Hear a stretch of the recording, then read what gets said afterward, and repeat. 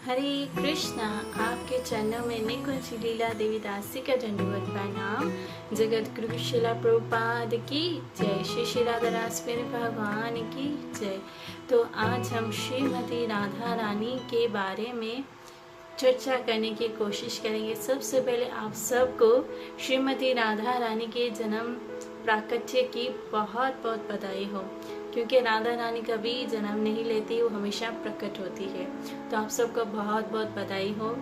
हम कोशिश करेंगे, क्योंकि राधा रानी के बारे में कुछ भी कह पाना आसान नहीं है, सरल नहीं है। सुखदेव गोस्वामी जड़े महान आचार्य भी नहीं कह सकते, महान वैष्णव परम वैष्णव भी नहीं कह सकते। तो हम जैसों के लिए, बद जीवों के लिए कुछ कह पाना बहुत मुश्किल है। तो हम थोड़ी सी कोशिश करेंगे। श्रीमती राधा रानी अत्यंत करुणामयी है, उनकी करुणा की कोई सीमा नहीं है। वो भगवान की सेवा के लिए हमेशा तैयार रहती है, जिसके बारे में हम कई लीलाएं सुनते हैं। नारद मुनि और राधा रानी और गोपियों के बारे में भी सुनते। एक बार श्री कृष्ण को सर में दर्द हुआ तो सबके बाद नारद मुनि गए, पर कोई भी अपने चरण की रज नहीं दे रहा था, क्योंकि भगवान ने कहा था कि किसी वैष्णव की चरण की रज लेकर आओ। और सब यही कह रहे थे कि अगर हमने कृष्ण को अपने चरणों की रज दी तो हमें अनादिकाल तक नरक में वास करना पड़ेगा। तो भगवान श्री कृष्ण के बाद निराश होकर नारद मुनि जाते हैं, कई सबके पास जाते हैं, यहाँ तक कि द्वारिका की रानियों ने भी ऐसा ही कहा। तो भगवान नारद मुनि को कहते, आप भी तो वैष्णव हो, आप भी मुझे दे दो। नारद मुनि कहते हैं कि नहीं, मेरी बस की बात भी नहीं है, मैं आपको, आप तो मेरे परम ईश्वर हैं, मैं आपको कैसे दे सकता हूँ। तो आखिरी में भगवान कहते, आप जाओ गोपियों और राधा रानी के पास, वहाँ से शायद कुछ मिल जाए। तो नारद मुनि जाते, नारद मुनि का सब ने मना कर दिया तो ये भी मना मुझे कर देंगी।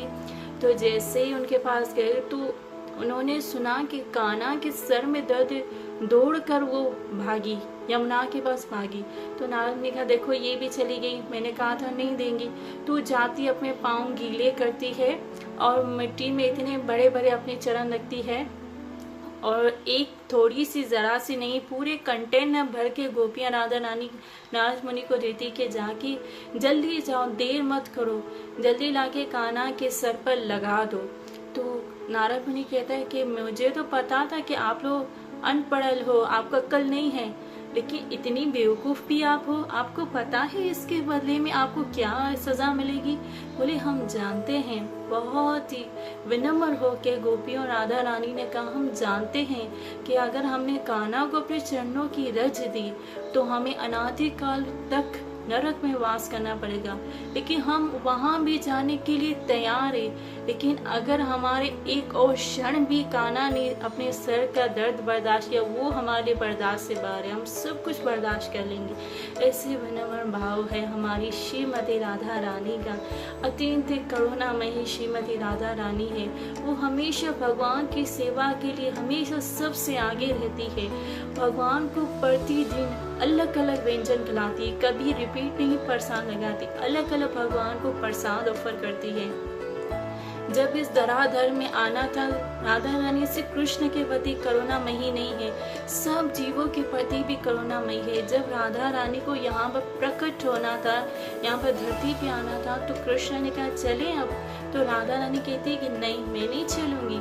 तो ऐसा नहीं है कि राधा रानी कृष्ण की बात को डायरेक्ट मना करती है, कृष्ण का हर शब्द राधा रानी के लिए आदेश होता है, पत्थर की लकीर के समान होता है। तो राधा रानी अत्यंत करुणामयी भी है, साथ ही साथ वो हम जीवों पर देखो किस तरह दया करती है। तो भगवान श्री कृष्ण को कहती है मैं नहीं चलूँगी। भगवान कहते हैं आप क्यों नहीं चलेंगी। तो राधा रानी कहती है जहाँ पर गिरिराज नहीं, जहाँ पर वृंदावन नहीं, जहाँ पर यमुना नदी नहीं, मैं वहाँ पर कभी नहीं जाऊँगी।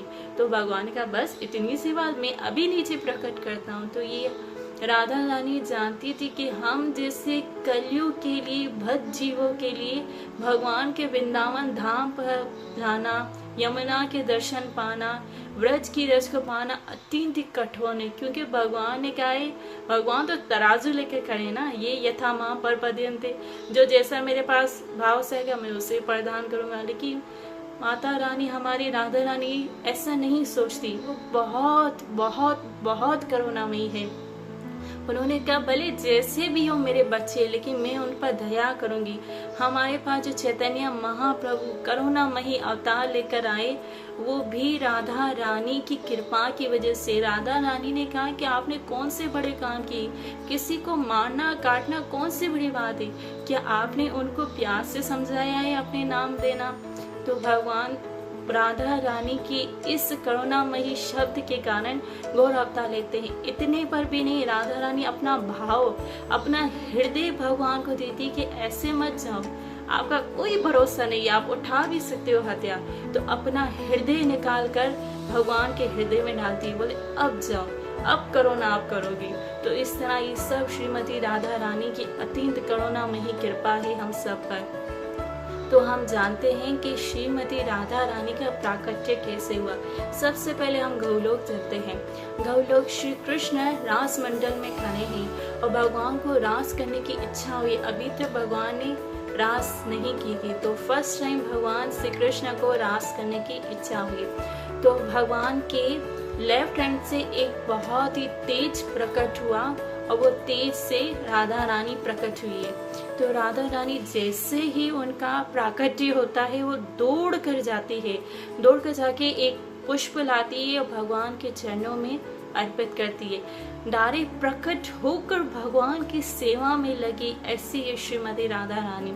तो कई आचार्य श्रीमती राधा रानी के नाम पर टीका करते हैं कि राधा भगवान रास मंडल में खड़े थे, तो पहला शब्द रास का रा निकाला और दौड़ कर वो भागी, तो इसलिए धा शुरू का दौड़ का धा निकाला। तो इस तरह राधा भी है।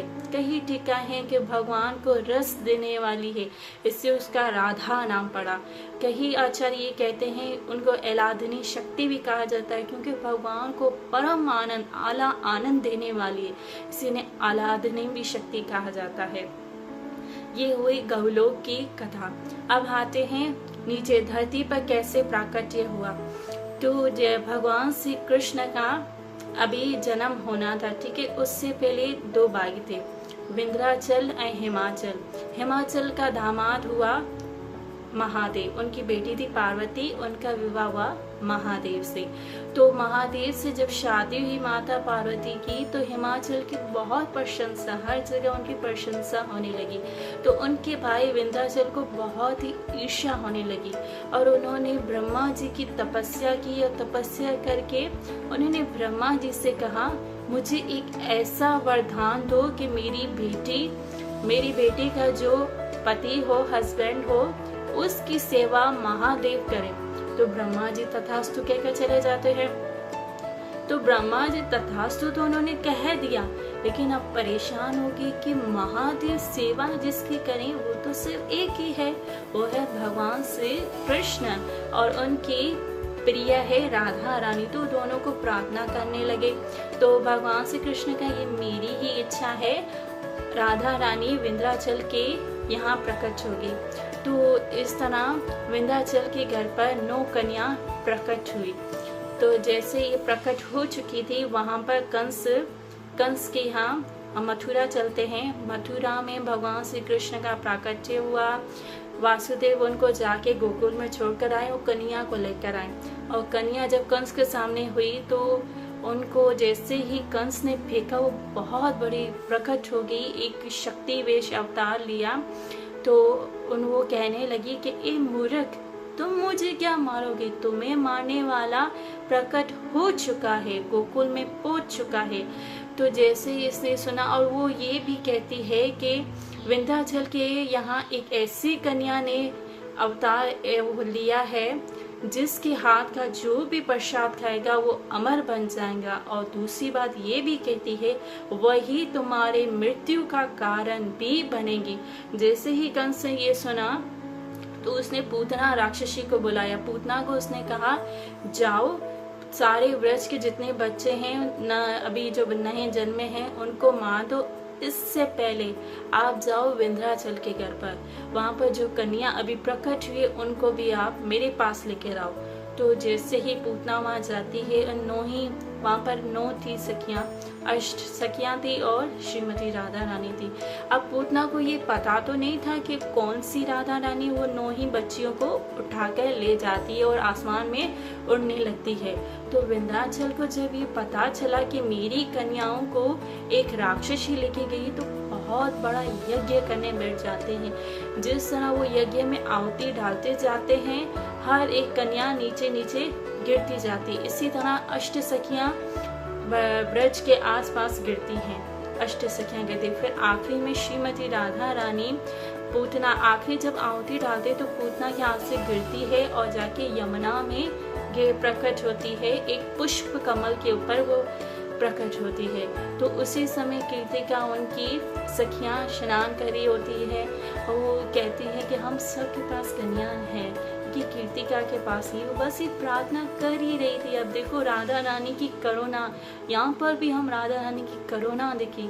अभी इससे प्रार्थना कर ही रही थी, वो पुष्प कमल कीर्तिका के पास आ गया और कीर्तिका उसको देखकर उसके अंदर वात्सल्य भाव पैदा हुआ और कीर्तिका उनको लेकर अपने घर चली जाती है। इस तरह हुई श्रीमती राधा रानी का प्राकट्य। हमने थोड़ा बहुत कोशिश की, जो भी गलती हो गई हो हमें क्षमा कीजिएगा, क्योंकि श्रीमती राधा रानी के बारे में कुछ भी कहना हम जैसों के लिए बहुत कठिन है। जगत गुरु शिला प्रभुपाद की जय। श्री श्री राधा नाथ प्यारे भगवान की जय।